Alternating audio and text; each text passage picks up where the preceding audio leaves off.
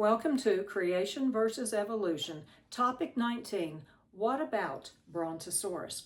If you've watched movies like The Land Before Time or Jurassic Park, then you're familiar with the dinosaur Brontosaurus. He's often the hero dinosaur in movies or cartoons. He's the long-necked dinosaur.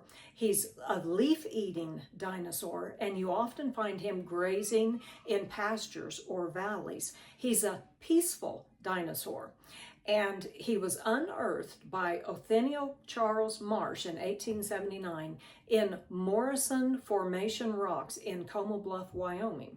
And Mr. Marsh called him the Brontosaurus excelsus, which means the thunder lizard. Now, his entire body was found except his head. Later, a few miles away, they found a head which they added to the body, and that's where Brontosaurus came from.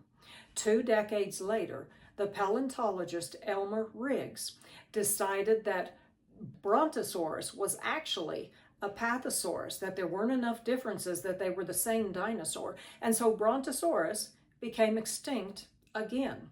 Newer research, though, in 2015 suggests that perhaps the Brontosaurus and the Apathosaurus were actually 2 different dinosaurs. This research team by Emanuel Schaap did digital high-resolution scans, and they decided that they were 2 separate, there were enough differences that they could be called 2 separate dinosaurs. What do creationists say about this? Well, most of them agree the difference between the 2 dinosaurs are quite trivial. They are merely an example of the diversity God built into animal kinds. Now, not all scientists agree now that they were 2 different dinosaurs. Some scientists say no, that Brontosaurus and Apathosaurus are the exact same dinosaur. So Brontosaurus is discovered, then he becomes extinct, and then he's rediscovered 2015 by some people saying that yes, he is his own dinosaur. Is this bad science? No, it isn't. We can still trust the scientific process. Scientists are always evaluating, reevaluating, and researching. As a result, new discoveries often lead to new understandings of past discoveries.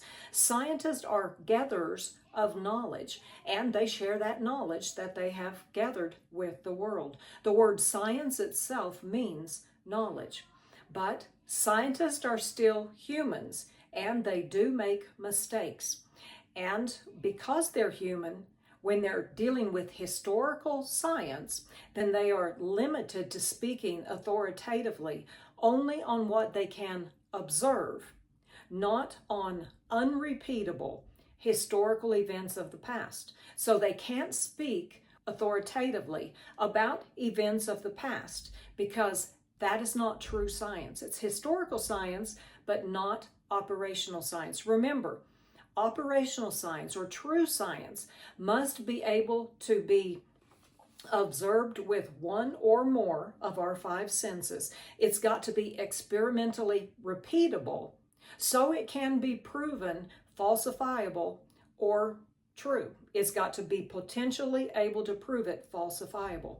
The reason we still have questions about the past, about this dinosaur that was discovered and then undiscovered or went extinct and then discovered again and says, yes, it actually is one by some scientists, is because dinosaurs existed in the past. They existed in historical science, not operational science. And that involves assumptions about the past. And most scientists come to historical science with predisposed assumptions. If your assumptions are wrong, then the conclusions that they come up with will be wrong as well. For historical science accuracy, we need a good eyewitness account of a source that can be trusted and has been proven to be accurate. As Christians, we have that source. It's called the Bible. The only one who was present at the creation of the world is the Creator himself, God. Thank you for joining me today.